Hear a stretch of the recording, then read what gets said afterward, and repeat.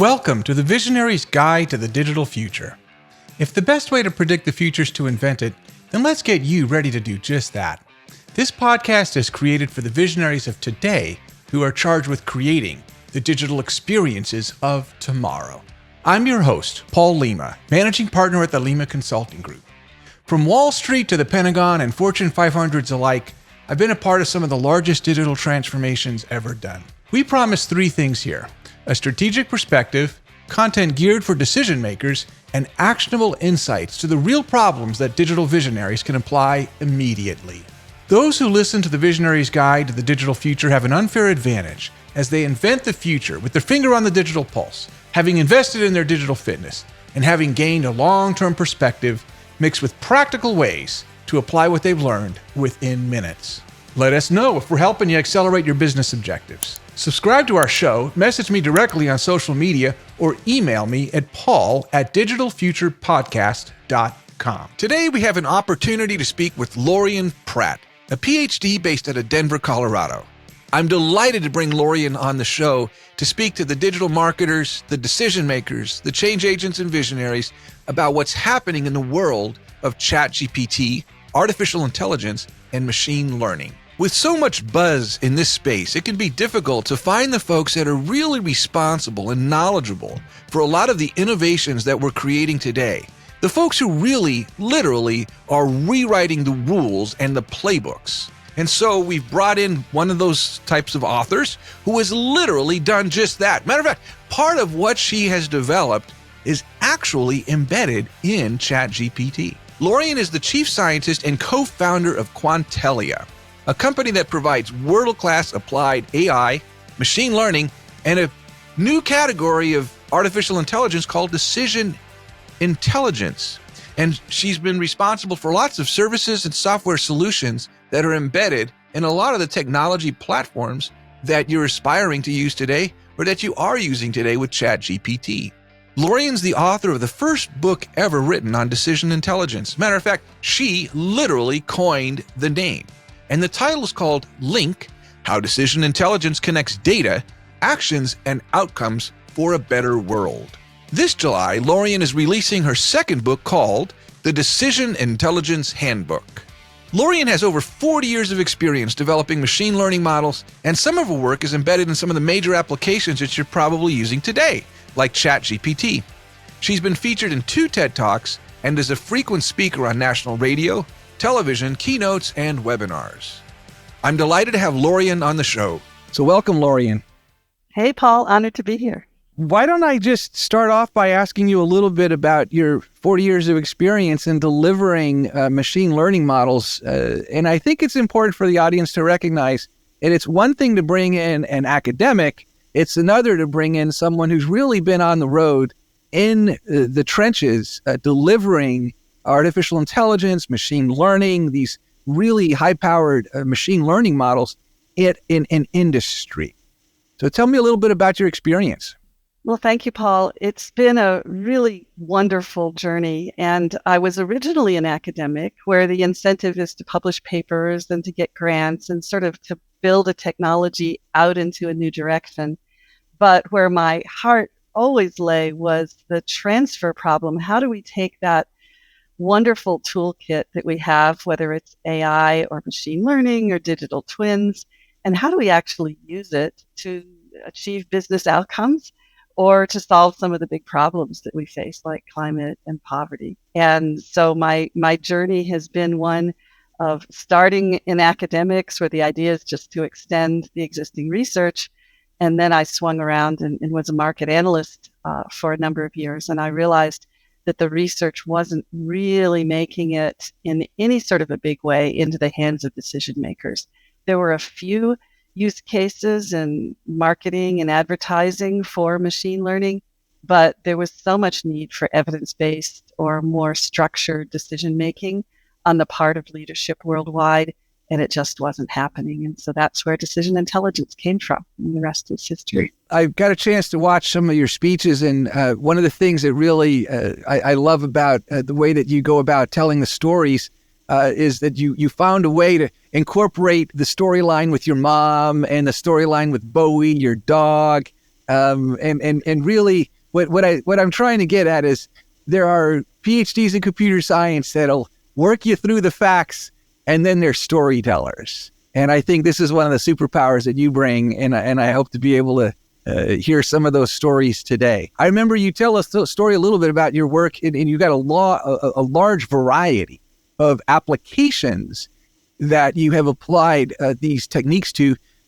There was one in particular that caught my interest, which was the Human Genome Project. Can you talk to us a little bit about your experience on that one?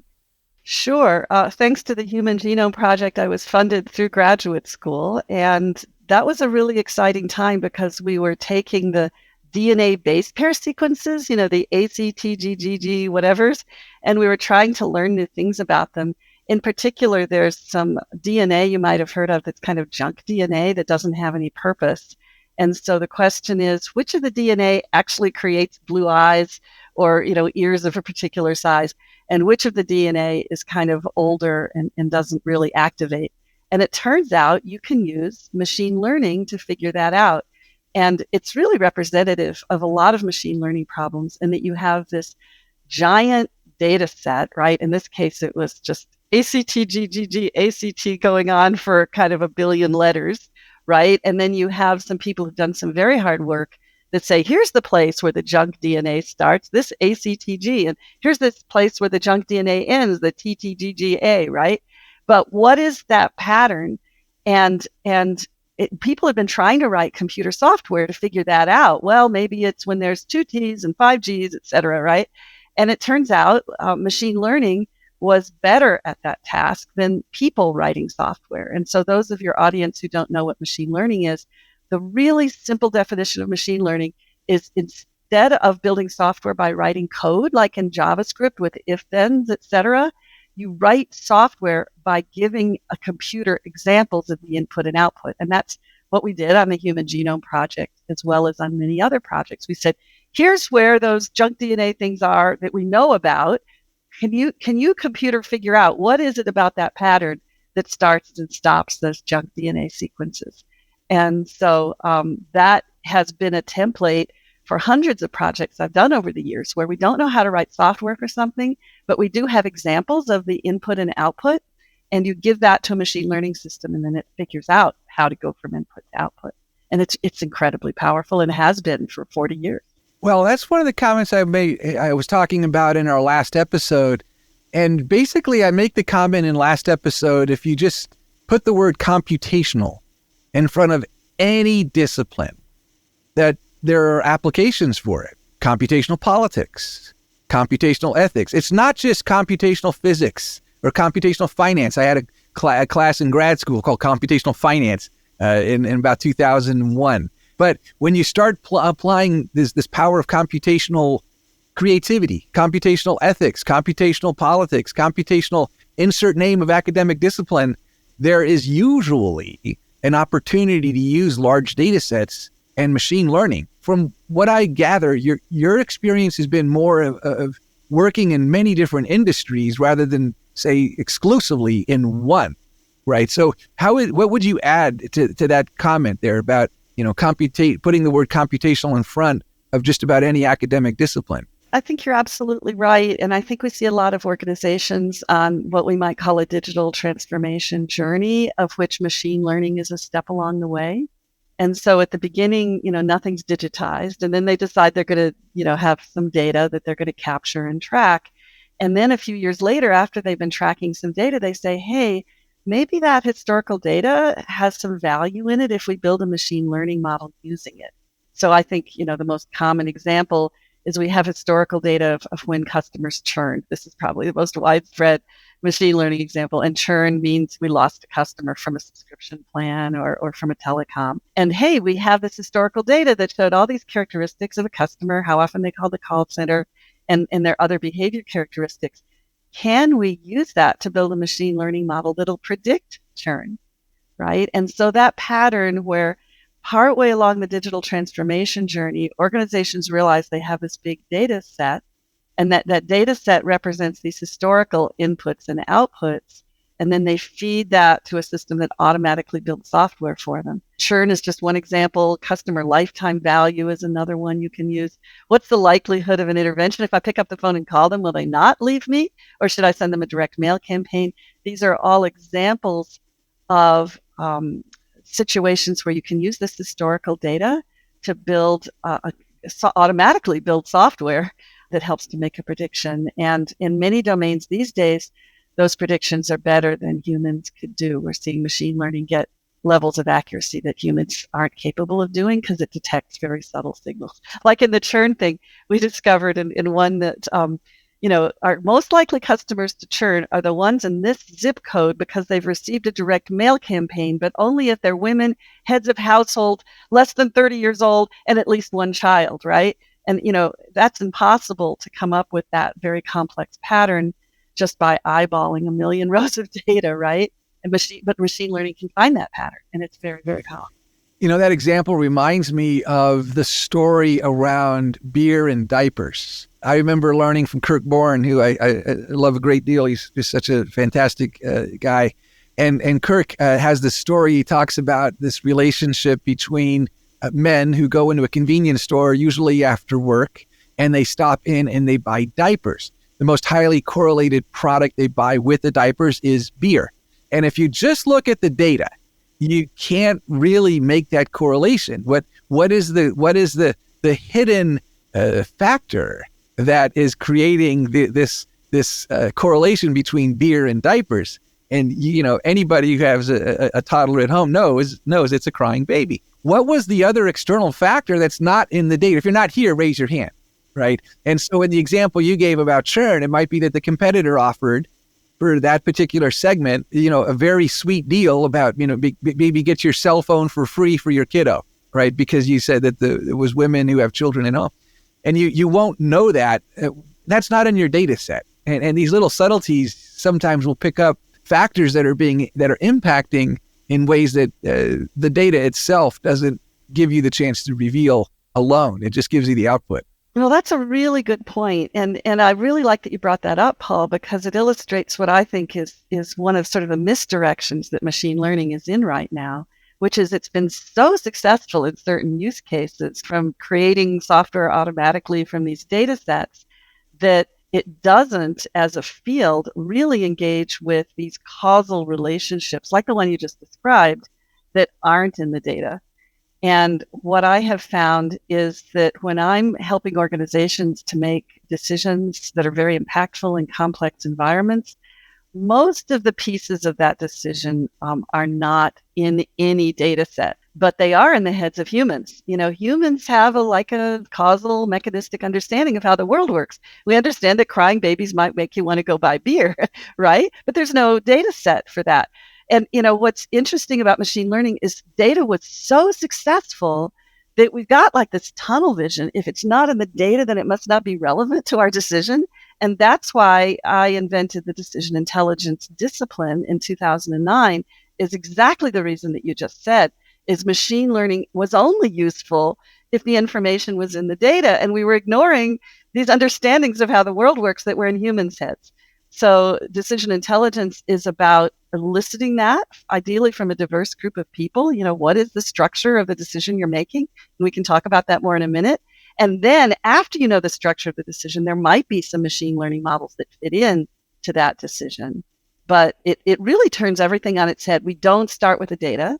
We start with somebody in a particular role who's trying to achieve some business outcome. And then what are the actions that they can achieve? And let's make sure we get their understanding of the diapers and the beer and how everything fits together. And then we can go look for some data sets that might inform that. Well, this podcast is predominantly for those responsible for customer experience. And so last episode, I talked about basically how the maturity model for data. It starts with just collecting it. So that's kind of diagnostic. Then it's descriptive, or we're getting some causality, maybe at a very general level. Then it's predictive, where we're starting to look at and find equations. And then it's prescriptive, where those equations can be automated, they can be solved, they can be optimized. And then finally, the wrinkle that we put on it is cognitive, meaning that the machines can actually help us further go backwards and collect more of the data and collect more of the diagnostic and causality, actually calculate the equations, and then actually on their own begin solving them and using cognitive or computational capabilities. So what I wanted to go back to is at each one of these stages, there are symptoms that happen in the organization. So in the very beginning, it's, hey, we don't have the data. So in descriptive, we're just capturing the data. In diagnostic, the catchphrase that I always like to use there is that title trumps data.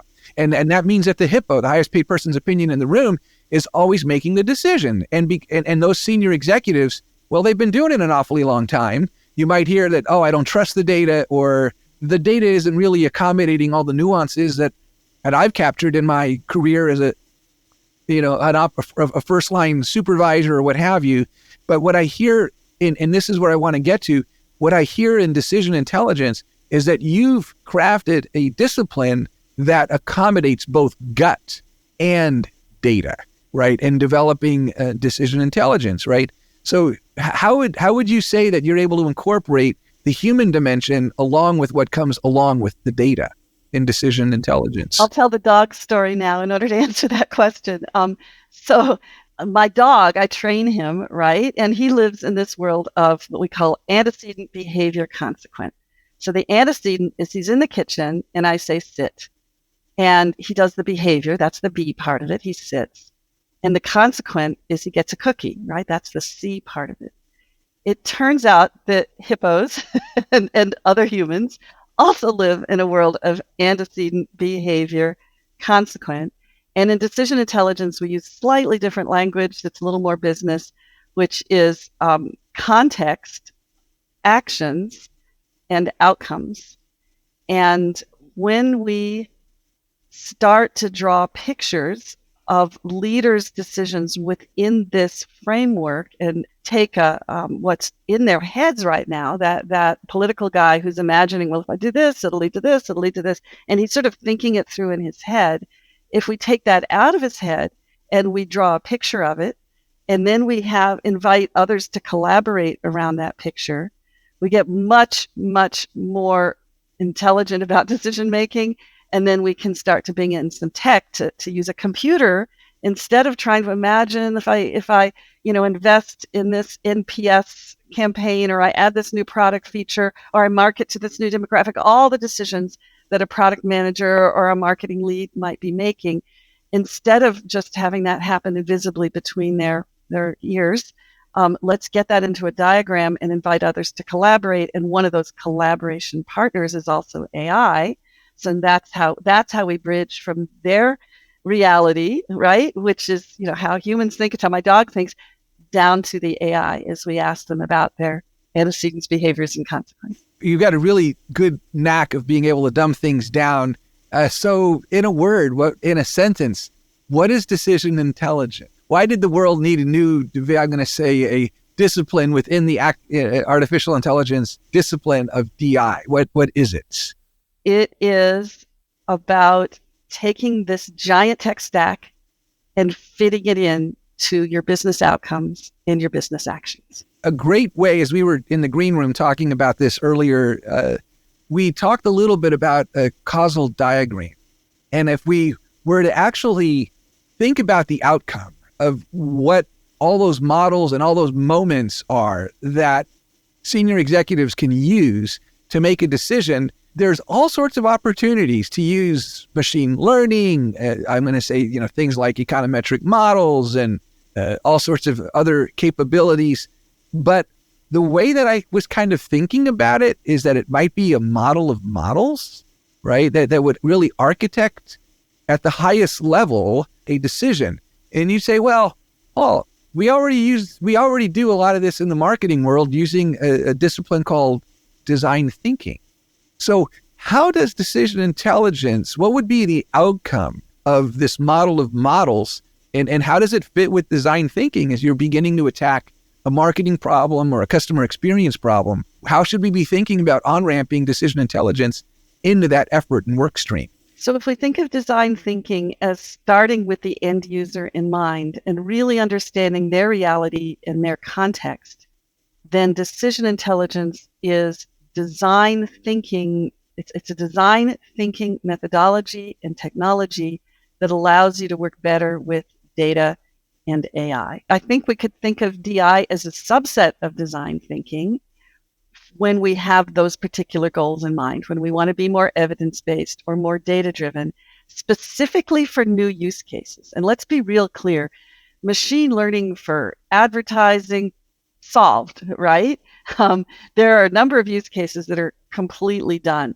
But if you've got a new use case that no vendor out there can solve, that you think could be informed by better data, could be informed by AI, and the whole point of that is that there's an ROI on the use of the AI, and so you have some business outcome that you want to achieve, then that's where drawing one of these causal decision diagrams fits in. And there was a time before Gantt charts. I don't know if anybody's old enough, but NASA invented Gantt charts because the complexities of the Apollo missions were just too big for people to keep all of the assignments of which astronaut was going to be in which mission in their heads.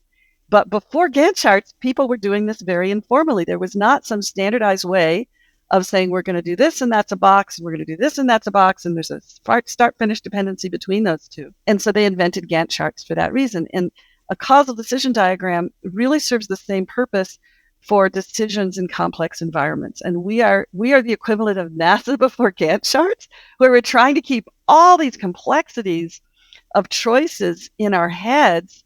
And we long ago in many organizations reached a complexity ceiling. And that's why we're arguing. That's why there's so much tension. We're pretending we can keep all these pieces of the decision in our heads.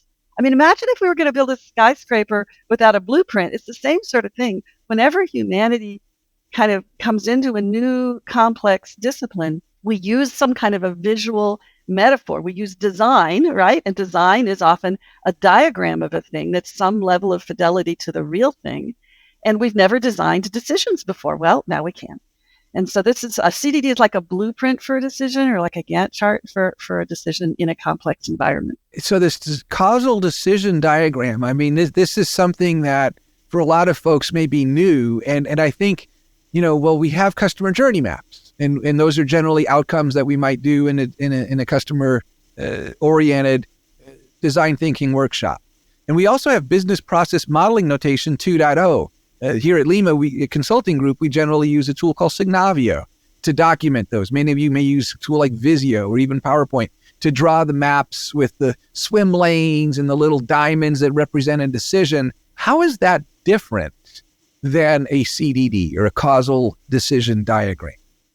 Super good question. And if your audience has gone off to get a coffee, this is the time to take that coffee and drink it, because this is A, a little gnarly to understand, and B, one of the most important things to understand in the world right now, because without this understanding, we won't solve complex decision making. And I'm going to do it with an analogy.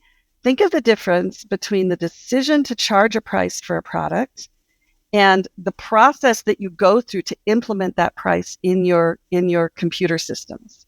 Both of those are important things to do, right? Like if we charge $10, well, what's the thought process we go to as we decide whether to charge $10 or $5 for a product? Or as we, another thing is adding a new feature to a product, right? Well, the thought process we go to is if we charge that and then we market to a particular audience, we'll have a certain number of people who buy it, and that'll translate into a certain revenue. There's a chain of events that we imagine that will happen as an automatic, and that's the key word, automatic consequence of that choice to charge $10. It is outside of our control. And a business process diagram, the boxes mean things that we do. And so like we open up the website, we go to the page where the price is listed, we call up our sales representatives and say the price has changed. These are activities, right? And the boxes are just activities that happen one after the other. In a causal decision diagram, the boxes are not activities. People are always tempted to think that they are. They are consequences of your action, right? And so it's that chain of events that's set in motion by the decision to charge a price. So if I'm a government official, I'm setting a policy for, subsidization for an agricultural company. I'm not going to take the activities, I'm not going to map the activities of that company. Instead, I'm setting a policy. And how do I decide what policy I should set? I'm imagining the consequences that would have on the economy, or the consequences that would have on a particular sector that are outside of my control, right? So the key thing here is in a causal decision diagram, and you can see this one on the screen. On the left-hand side, you have things that you can control. And then as it flows from the left to the right, you get to the things that are the consequences of those things that you control, the consequences of those actions. Just like my dog Bowie, right? He takes an action and then outside of his control, he's, ultimately going to get a cookie, right? Now, in business, it's a longer causal chain than just action response, but it's the same kind of thing.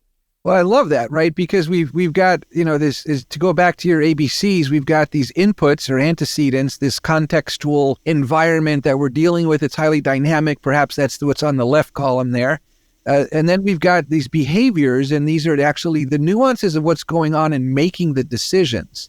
And then, we've got these outcomes or consequences. So are these boxes all within, particularly the purple and the green areas, are they all consequences, or do some of these actually represent the moment at which the process of the decision is being made? Great question. The yellow ones are actions on the left-hand side. The pink ones in the lower left are the externals, is the formal word for the context, the things you can't change, but you can make assumptions. You can assume that your competitor won't ever charge more than $12, right? I can't control that, but I can make an assumption about my external environment. And then the green stuff on the right are the outcomes. And everything in the middle is kind of our map of the complex world. And sometimes there's feedback loops in this, so it gets really complicated. And so you really need a diagram to understand it. It's the map of how those actions within the context of the externals lead through a chain of events ultimately to the outcomes. So if I'm an organization, I'm thinking about using machine learning, econometric models, artificial intelligence, GenAI. What I loved about these CDDs as I was going through your book is that this represents the model of models, right? So if I have we aspire down over here to do, for example, increase our content velocity, that'll help us with our personalization. And inside that, we're going to use some machine learning and maybe conjoint analysis or maybe some Bayesian techniques to be able to do that personalization. But before that and after that, there are other models and other data sets that are being used. So how does a CDD help us kind of be able to get that picture of all of the models and points at which technology and machine learning and math can help us? So first, I think the most important thing to know about a CDD is it comes out of human brains, because as we talked about at the start, we usually can't get this kind of diagram out of some data sets. So how does this help us understand how to use those models? DI says leave the data out of the room at first, leave the AI out of the room, because you don't want to be looking for the solution under the data or AI lamppost, right? You want to be looking for the solution through the lens of your decision maker and the business outcomes that they care about. What we do is we go through a process where we draw this collaboratively, and then we iterate on it until we like it. And then once we have this with all the lines on it, we look at each line and some number of the externals, and we say, is there a data set that can inform this? Is there a research study that can inform this? Is there a econometric model? And so in this one, this is a decision made by a facilities manager. When should he let people into the room? And one of his choices is he might market to everybody to wear a mask. Well, maybe we have a machine learning model or a research study that says, how many signs do you need to have up in your facility in order to get people to wear masks? And what's the relationship between your investment in marketing, mask wearing, and actual people wearing mask marketing? And that is mediated by the context, because if he's in one city, he might get a lot of compliance. If he's in another city, he would get less compliance, or country, right? So he's making a decision within a context of a particular geographic region, which then leads to mass compliance. And that's where there's an opportunity for an econometric model or a research study or a machine learning model or a number of other things. So we build these things first without the data in the room, and then we go through them one piece at a time and say, well, where might the tech inform these links? Just like great design thinking, which begins with the customer. And the first part of design thinking is around really putting yourself in the shoes of your customer and demonstrating empathy, right? And I think in this case, if I'm a senior executive that is beginning to aspire to leverage computational creativity, generative AI, and so forth, where does this causal diagram, begin in my journey? Should I be doing this early in the stage, or is this something that's done, at the end, which is so typical, right? Is this something that's done during the design thinking workshop, at the end, before? What would you tell this senior executive? Well, I would start by saying the least empathetic thing you can do is to walk into that room and show him your data. And yet I have seen that happen the vast majority of times when there's an engagement where a senior executive wants to use more data, he wants to use more evidence.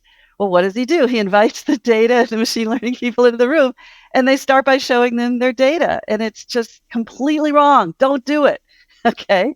So you start by leaving the data out of the room, because the moment you start talking about data, you will melt their brains, and you will use up, if assuming they can understand what you're saying, you'll use up almost all of their cognitive capacity in understanding what the heck you're talking about.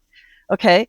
But chances are they'll tune out, right? Because you're not speaking their language. You have to meet, if you're a data person or a technologist or a consultant, you have to meet people where they're at. And what I learned in the year of interviews I did when starting all of this, and then the intervening 15 years, is senior executives are incented for their outcomes. And so you talk to them about what they're incented for. What are their strategic goals? You meet them where they're at, and they think every day in terms of the actions they're going to take. And so this is like a universal language you can use to be empathetic with people. And I've used it in, dozens of different problem domains. And just like my dog speaks this language, it's so universal, even animals do it, right? It is also universal from one problem domain to the next. So I'll go in with no clue about it. I'm working on a sweet potato agriculture project right now. I don't know anything about sweet potato growing, but I can be an effective consultant because I sit down with the sweet potato growers and I say, well, what goals are you trying to achieve this year, 2 years from now, et cetera? And they're like, oh, you care about my goals? Thank you. And it's a wonderful moment, because I'm not just asking them, but I'm drawing them on a map. And so they don't have to keep it in their heads anymore. And so it's like there's a moment of relief in the room, because all of that effort it took, where people are keeping these very complex, what are all my goals, my short-term goals, they're keeping it in their heads. They have no way of mapping it. And then I say, well, what are the actions? And it's just this wonderful thing you go through. And only after you've drawn the map and you've agreed to the map is data allowed into the room, because otherwise your people won't be able to think straight. Whether you're empathetic or not, it has to do with just cognitive load. You're just overwhelming them too much.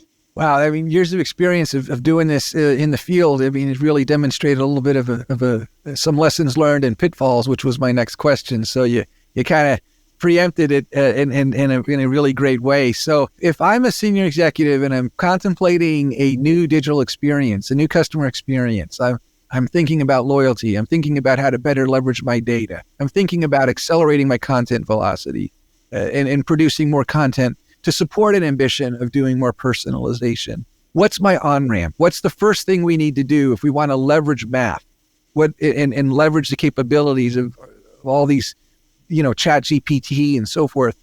What's the first thing we ought to be doing?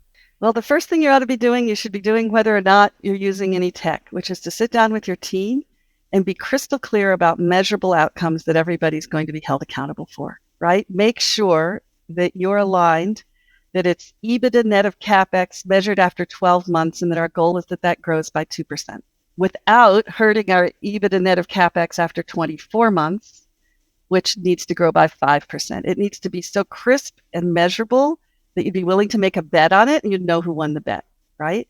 And simply having that discipline and then revisiting that outcome, because the world drifts and goals drift, and just reconnecting with your team about those outcomes that you're all trying to achieve, because people make like 10,000 decisions a day. I promise only a tiny fraction of them will ever be informed by tech or informed by decision intelligence. And so simply having a crisp and clear alignment of where you're aiming for is so foundational, and in my world, so rarely done. It's like everybody sort of assumes that we all know where we're heading, and I go into these teams and I say, we're going to talk about the outcomes. And one of my pitfalls lessons learned is I assumed people had already aligned around this.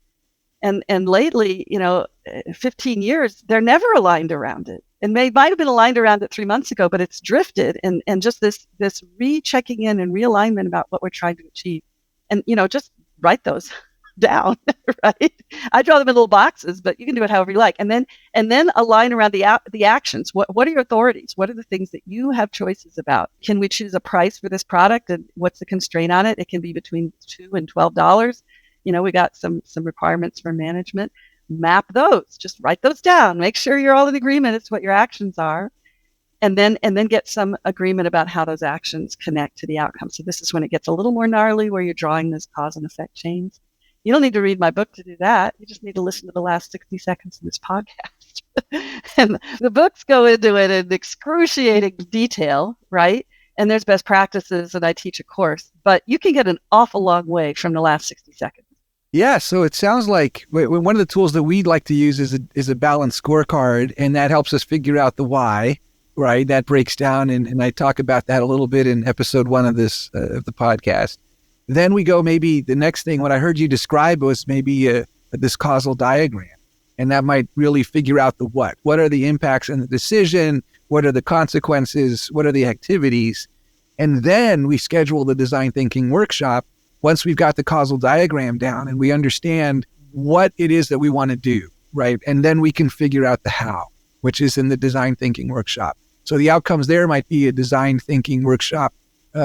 Outputs would be a service design blueprint. It could be a customer journey map. It might even be later from that, a business process modeling notation process diagram. But it sounds like the causal diagram ought to be an input going into the design thinking workshop, if I understand. I think it goes both ways, because decisions happen within certain business processes. So you could start with the BP, with the business process model, if you've already got one.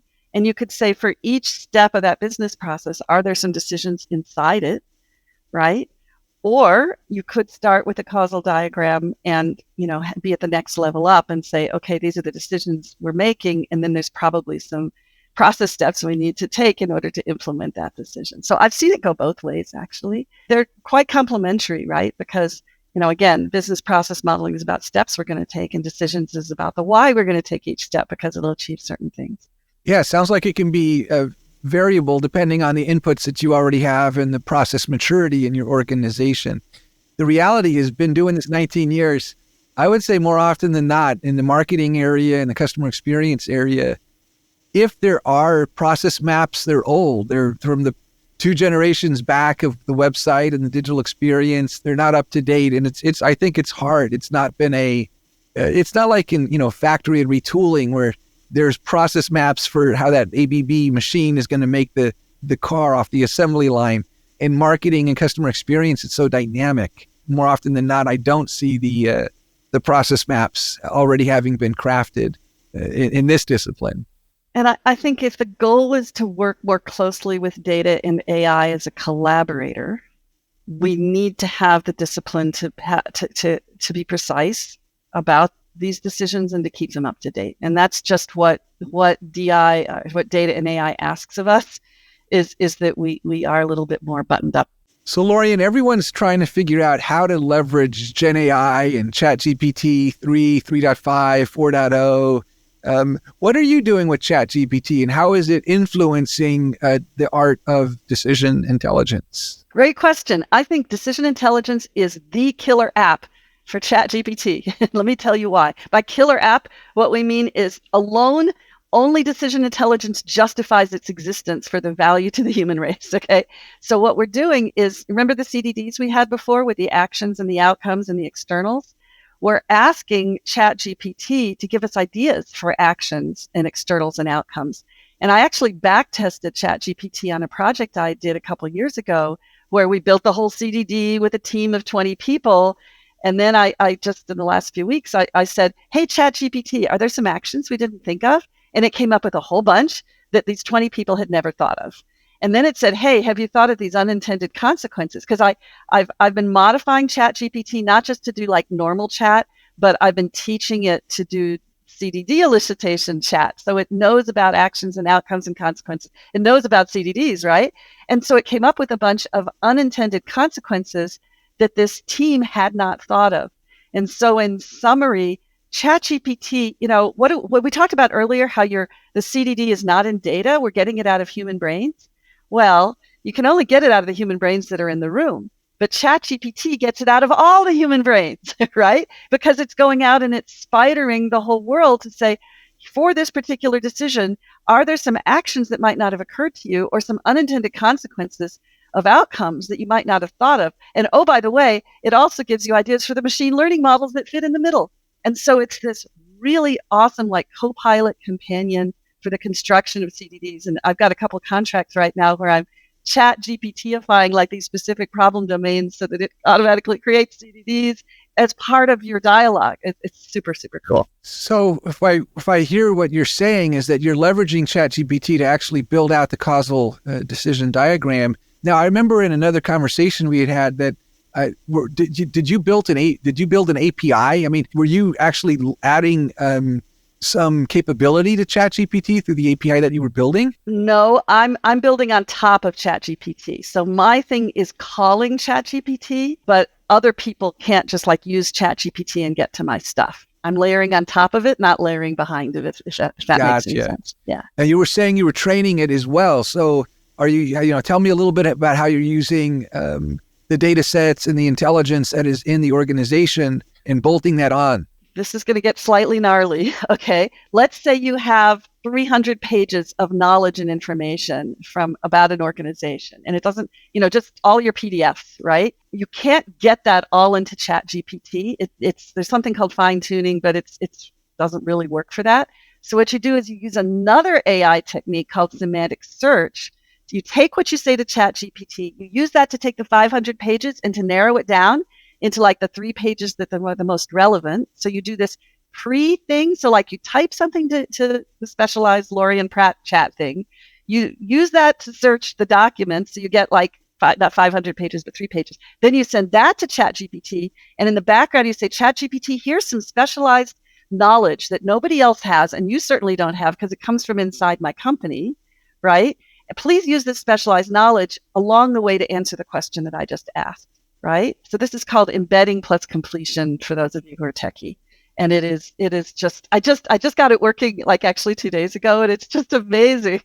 It's the best of both worlds, right? It's the general purpose knowledge, and the current version of chat, was finished training like 2021. So it doesn't even know anything recent. It certainly doesn't know anything behind your firewall, right? So it's the best combination of that general purpose knowledge with your specialized knowledge that you can then inject into it. And it's been fun writing that code. I've had a chance to roll up my sleeves and be a coder again lately. So yeah, back to your roots, right? And I think that's really important for folks to understand is that the power of ChatGPT is in each of those letters: generative, pre-trained, transformative. Those are each algorithms. And what I hear you saying is that you've basically expanded the pre-training, to include not only what's included in either GPT-3, GPT 3.5, or GPT-4, or any of the other models coming out from Amazon and Google and so forth, but you're giving it through semantic search and semantic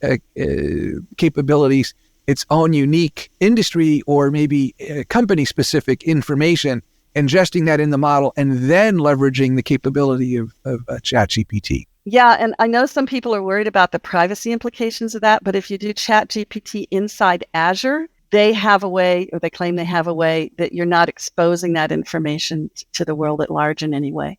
And so there are versions of ChatGPT that are quite protective of your company data. Yeah. And if not familiar, in the digital pulse of last episode, we really talk about Microsoft's involvement with OpenAI and the fact that they bought, I believe it was 45%. So it's really, Azure and the connective tissue with GPT 3.5 and 4 is really tight. And I think it's not a surprise that you mentioned the connection there with Microsoft Azure. Got that API working 2 days ago.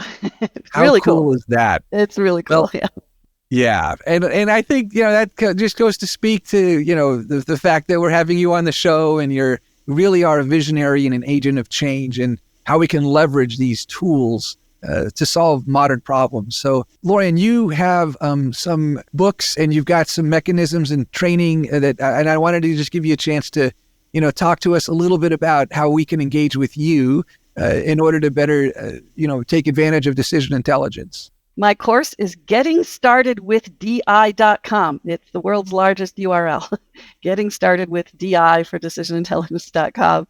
The most recent book, which is the DI Handbook, which is just step-by-step how to do this, including some exercises, is dihandbook.com. And it drops at O'Reilly in about a month and a half in the middle of July.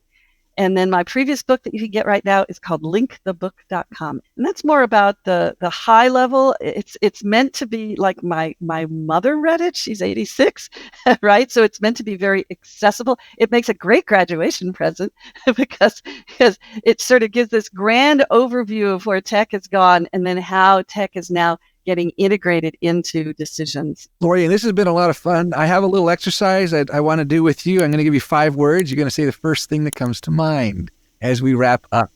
All right? So the first one is just to get our creative juices going is design thinking. Necessary. Chat GPT. Atom bomb. Wow. That's changing phenomenal. Everything. It's changing everything. Decision intelligence. 21st century. Bowie, your dog. My dog. Happy, because he always... And Lorien Pratt. Ooh, that's a good one. Lorien Pratt, underappreciated.